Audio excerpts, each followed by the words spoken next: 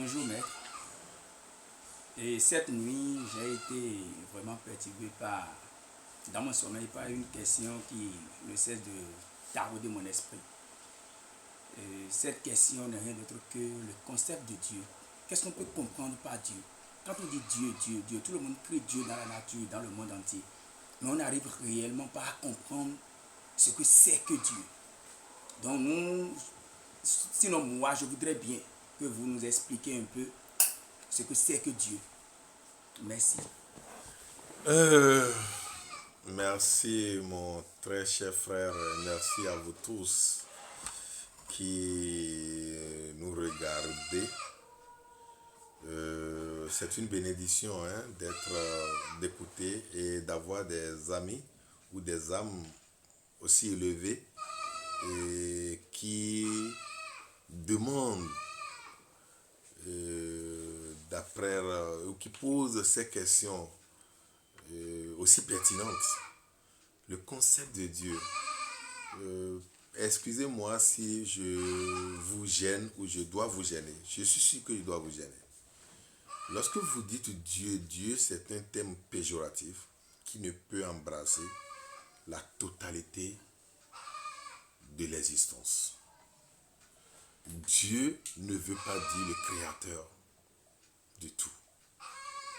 Et s'il doit avoir un créateur de tout, ce créateur était à créer à partir de quoi? Alors si le créateur a créé à partir de quelque chose, ça veut dire que cette chose existait avant le créateur. Et si le créateur a créé tout, il était resté où pour créer?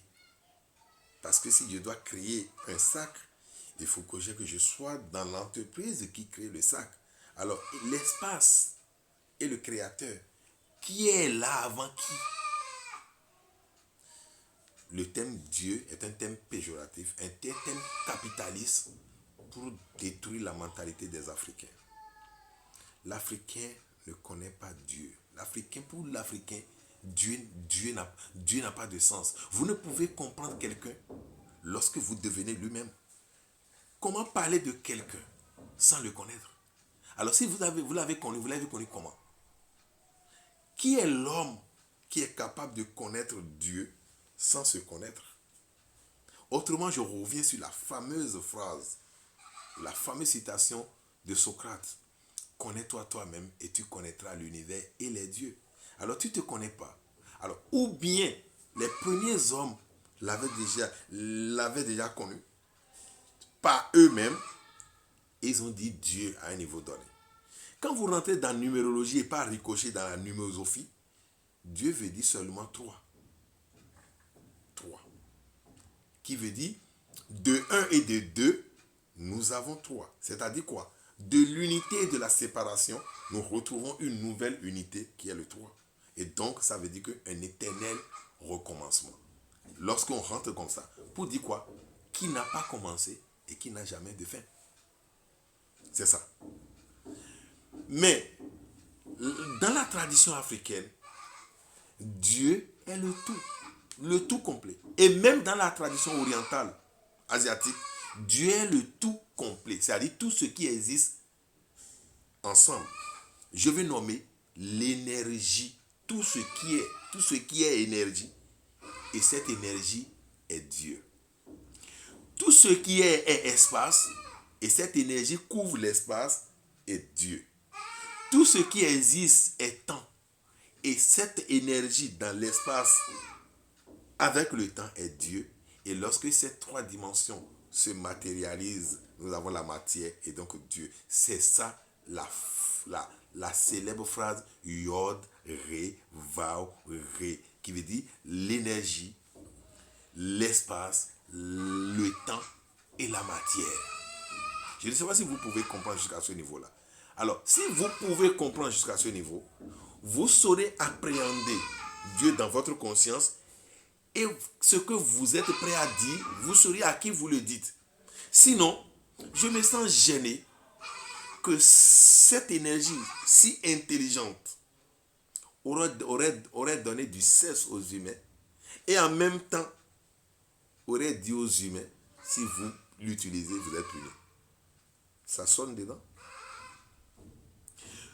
ce Dieu est capable de guérir toutes les maladies ou tous les malades, mais va offrir la guérison à certains et va refuser de l'offrir à d'autres. Alors quel est ce Dieu?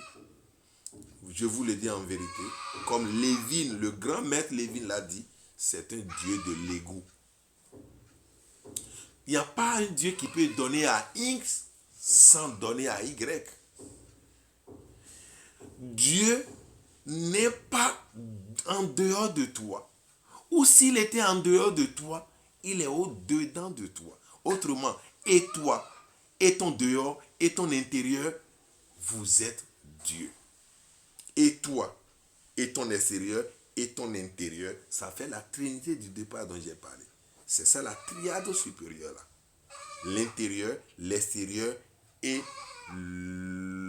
toi-même forment Dieu. Alors, si vous voulez profiter de cette grande énergie qu'on ne peut pas comprendre et qui n'a jamais commencé pour un jour fini, il faut être proche d'elle. Et si vous voulez être proche d'elle, ce n'est pas dans un temple majestueux que vous irez le chercher.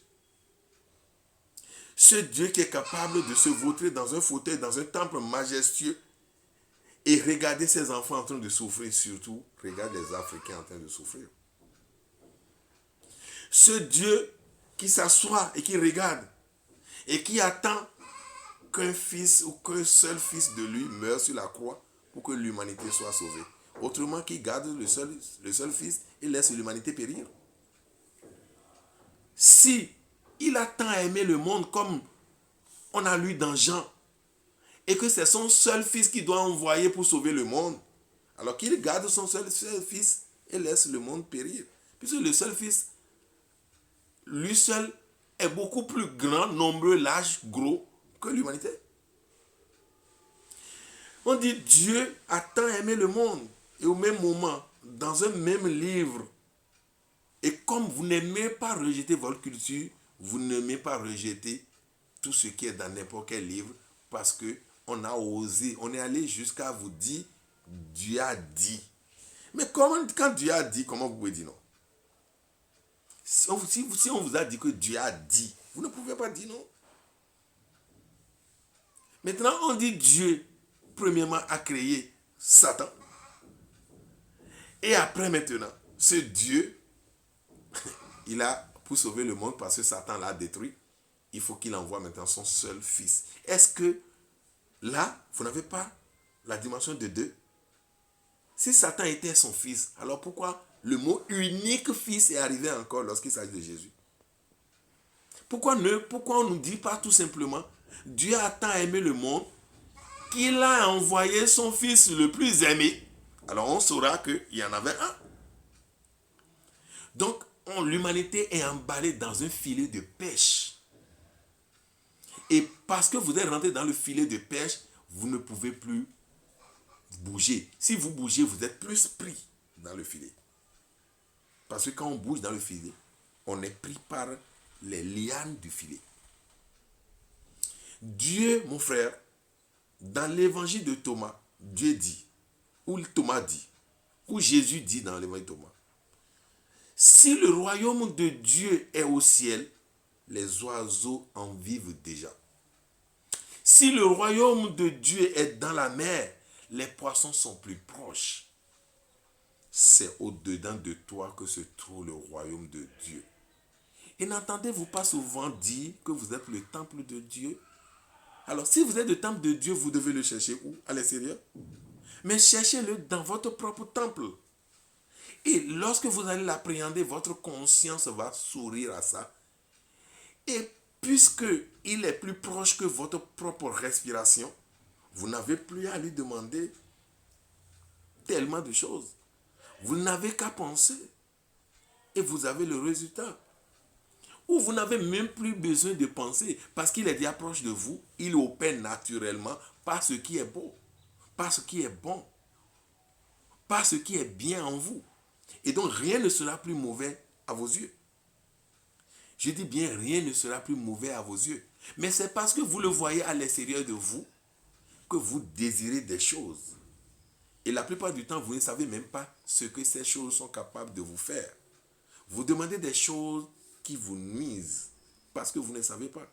C'est comme un cultivateur qui dit à Dieu, tu ne connais pas les ABC de l'agriculture, permets-moi de gérer l'agriculture pour une saison. Et Dieu dit, gère, je te donne le pouvoir. Mais il demande la pluie aujourd'hui, demain la pluie, encore la pluie, encore la pluie, encore la pluie, encore la pluie. Mais à un moment donné, la production, on en voit gros, mais quand on ouvre, il n'y a rien dedans.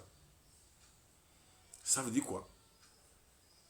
La nature, l'énergie cosmique, le tout, l'omniscient, l'omniprésent et l'omnipotent, c'est ce qu'il te faut à chaque moment de la vie, à chaque période de ta vie qui n'a jamais commencé et qui ne finira jamais.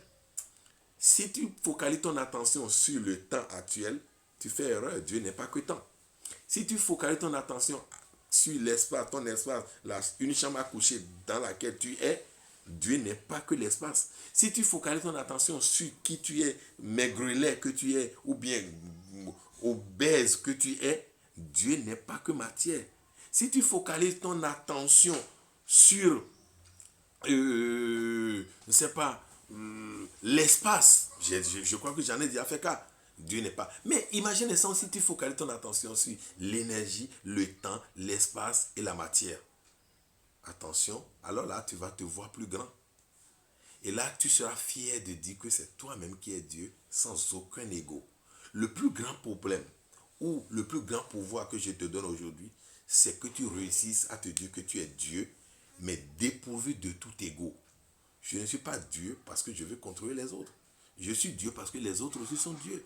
Je suis Dieu parce que l'arbre est Dieu. Je suis Dieu parce que. Si je prends ça comme ça, je reviens dans la dimension de mes parents qui pensent que tout existe dans le tout et rien ne se perd, rien ne se crée, tout se transforme. Ce tout, c'est moi. Ce tout, c'est toi. Ce tout, c'est ton collègue de boulot. Ce tout, c'est cette même personne qui est à côté de ta chambre et avec qui tu ne t'entends pas. Ce tout, c'est lui. Parce qu'il faudrait ne pas s'entendre avec quelqu'un pour que tu puisses comprendre le pouvoir de l'amour de l'autre côté afin de ramener ce test d'amour sur celui avec qui tu ne t'entends pas. Et donc, il est temps que nous sortions de ce moule de Dieu qui est prêt à créer le paradis ou l'enfer pour ses enfants. Est-ce que toi qui m'écoutes, tu peux faire 2 enfants et tu fais un feu pour envoyer qui est préservé à un enfant et peut-être tout de façon jouissante pour un autre enfant qui serait peut-être obéissant, loyal pour toi. Toi, homme, tu peux le faire. Et je crois que Jésus a dit, il dit, vous, avec cœur si mauvais, qui d'entre vous, votre enfant va vous demander de poisson et vous allez lui donner du serpent? Si vous ne pouvez pas le faire, ce n'est pas l'énergie du bien absolu qui est capable de vous créer un enfer. Autrement, cherchez à être au lieu d'adorer ce Dieu. Je vous remercie.